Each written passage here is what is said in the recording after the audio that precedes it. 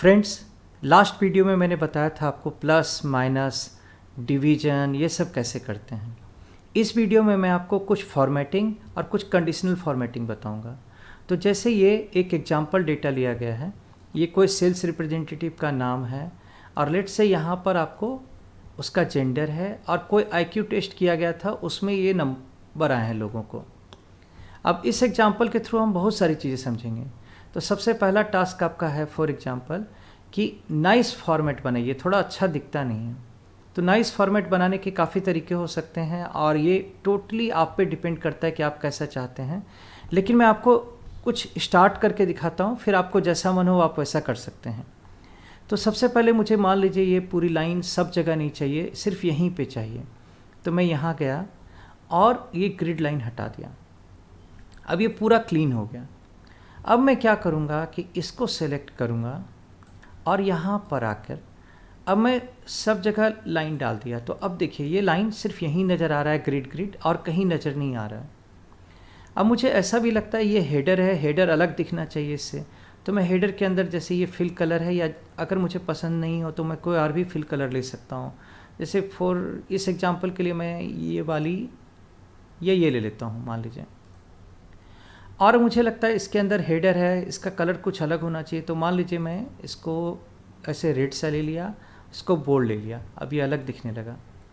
अब ये ऐसा है कि ये पूरी से फिट हुआ है या नहीं हुआ है, तो इसको मैं ऐसे सेलेक्ट करके अगर डबल क्लिक करूँगा तो हो जाएगा।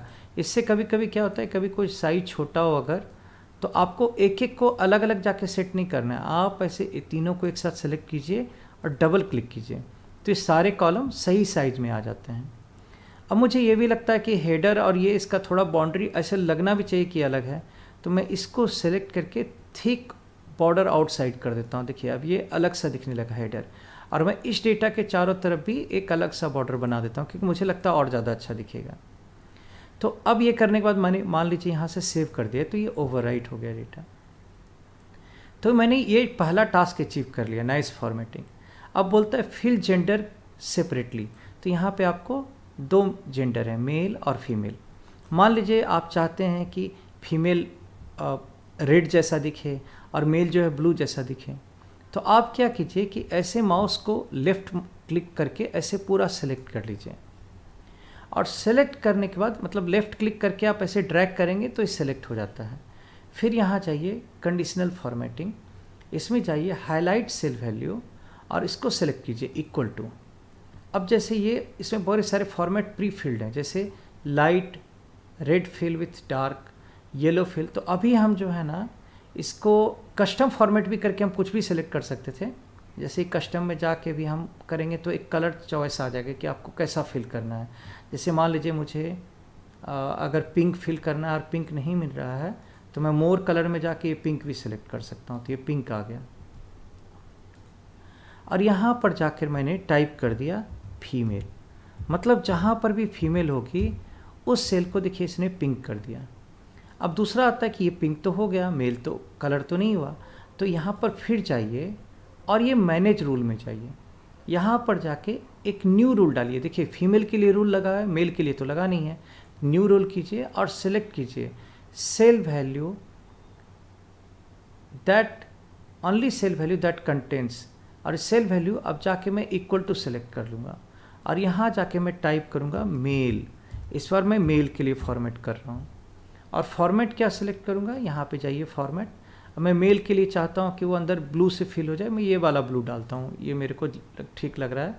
तो ये ऐसे ओके किया आपने, इसको ओके किया। तो ऐसे करते ही अभी आप अप्लाई कीजिए, तो जहाँ मेल है वो ब्लू से फिल हो गया, जहाँ फीमेल है ये पिंक से फिल हो गया।